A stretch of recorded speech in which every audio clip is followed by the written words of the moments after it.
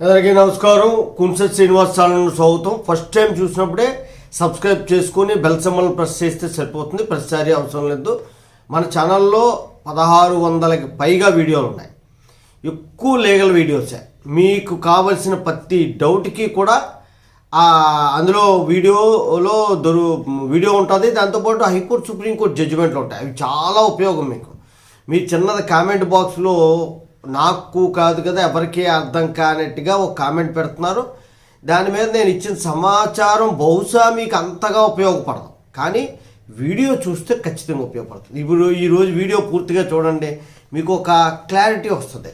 హిందూ వివాహ చట్టం గురించి ఒక తీర్పు ఇచ్చింది మద్రాస్ హైకోర్టు. దీని మీద ఏం చెప్పింది అంటే, మాజీ భర్త తాలూకా ఆస్తిపై రెండో వివాహం చేసుకున్నటువంటి భార్యకి హక్కు ఉంటుందా ఉండదా అన్న ఒక ఆమెకి, మల్లిక అనే ఆమెకి వివాహం జరిగింది. భర్త చనిపోయాడు. తరువాత ఆమె రెండో వివాహం చేసుకుంది.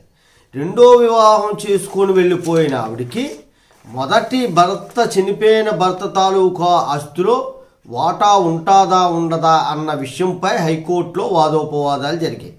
దీని పూర్తి విషయాలు అనేవి మీకు తెలియజేస్తే మీకు ఒక క్లారిటీ వస్తుంది. ఒక ఆయనకి ముగ్గురు కుమారుల్లో చిన్మయను, అయ్యన్ పెరుమాళ్ళు, షణ్ముగము ముగ్గురు కుమారులు. ముగ్గురులో చిన్మయన్ అన్నవాడు పెద్దవాడు. ఆయనకి మల్లిక అనేటువంటి ఆవిడతో వివాహం జరిగింది. పెళ్ళి అయిన తర్వాత కొంతకాలం తర్వాత తల్లిదండ్రులు చనిపోయారు. తరువాత భర్త కూడా చనిపోయాడు. భర్త చనిపోతే ఆమె అయ్యన్ పెరుమాళ్ అనేటువంటి రెండో మరిది అని, మనకైతే మరిది అంటాం, తమిళనాడులో మరి ఏమంటారో తెలియదు, మరిదిని వివాహం చేసుకుంది. వివాహం చేసుకున్న తర్వాత ఆస్తి ఇప్పుడు ఎన్ని వాటాలు అవుతుంది? ముగ్గురు కుమారులు కాబట్టి 3 వాటాలు వేసుకుంటారు. ఎవరి వాటా వాళ్ళు పంచుకోవాలి. కానీ పెద్ద అన్నయ్య చనిపోయాడు. ఆయన భార్యని రెండో వాడు వివాహం చేసుకుంది, ఆ మల్లిక అన్న ఆవిడ. భర్త చనిపోయిన తర్వాత ఎప్పుడైతే రెండో వివాహం చేసుకుందో, మూడో వాడు షణ్ముగం అన్నవాడు ఏం చేశాడంటే, ఇద్దరమే బ్రతుకున్నాం కాబట్టి 2 వాటాలే ఇవ్వాలి, భార్యకి భర్త తాలూకా ఆస్తిలో వాటా లేదంటూ కూడా కోర్టుకి వెళ్ళాడు. కింద కోర్టు అతనికే ఫేవర్గా ఇచ్చింది. ఈమెకి మల్లికన్న ఆవిడికి మీకు చెందదు, మీకు 2 వాటాలే వస్తాయి, 2 వాటాలే ఉంటాయి, మీ భర్తకి వాటా ఉండదు, ఎందుకంటే మీ భర్త ఆల్రెడీ చనిపోయాడు కాబట్టి, ఆయనకు వారసులు ఎవరూ లేరు కాబట్టి అని చెప్పి ఆ కేసు షణ్ముగానికి ఫేవర్ ఇస్తే అప్పుడు హైకోర్టుకి వెళ్ళింది ఈవిడ.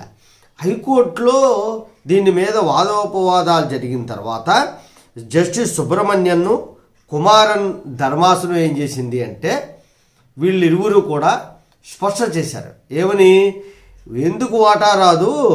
హిందూ వివాహ చట్టం సెక్షన్ 39 ప్రకారము కూడా ఈమెకి కూడా మాజీ భర్త తాలూకా ఆస్తిలో వాటా వస్తుంది అని చెప్పి. అంటే పిల్లలు లేరు, తల్లిదండ్రులు లేరు, అతనికి తల్లిదండ్రులు లేరు, అంటే ఈమెకి అత్తమామ లేరు. కావున ఈమె ఒక్కరితే వారసురాలు ఆ మరణించినటువంటి భర్తకి. ఈమె రెండో వివాహం చేసుకున్నంత మాత్రాన భర్త తాలూకా ఆస్తిలో వాటా రాకపోవడం అనేటువంటిది లేదు అని హైకోర్టు, మద్రాస్ హైకోర్టు అనేటువంటిది స్పష్టమైన తీర్పు ఇచ్చింది. దీని మీద మళ్ళీ సుప్రీంకోర్టుకి వెళ్తే ఎటువంటి తీర్పు వస్తుంది అన్నది మనకి, ఒకవేళ వెళ్తే తీర్పు వస్తే మళ్ళీ మనం చెప్పుకుందాం. ఇప్పటి వరకు కూడా ఈ జడ్జిమెంట్ వరకు కూడా ఒకవేళ మొదటి భర్త కానీ చనిపోతే రెండో వివాహం చేసుకుంటే అతనికి వారసులు లేకుండా ఉంటే ఆ ఆస్తి ఖచ్చితంగా భార్యకు వస్తుంది అని చెప్పి తీర్పు ఇవ్వడం జరిగింది మద్రాస్ హైకోర్టు. జై హింద్, భారత మాతాకి జై.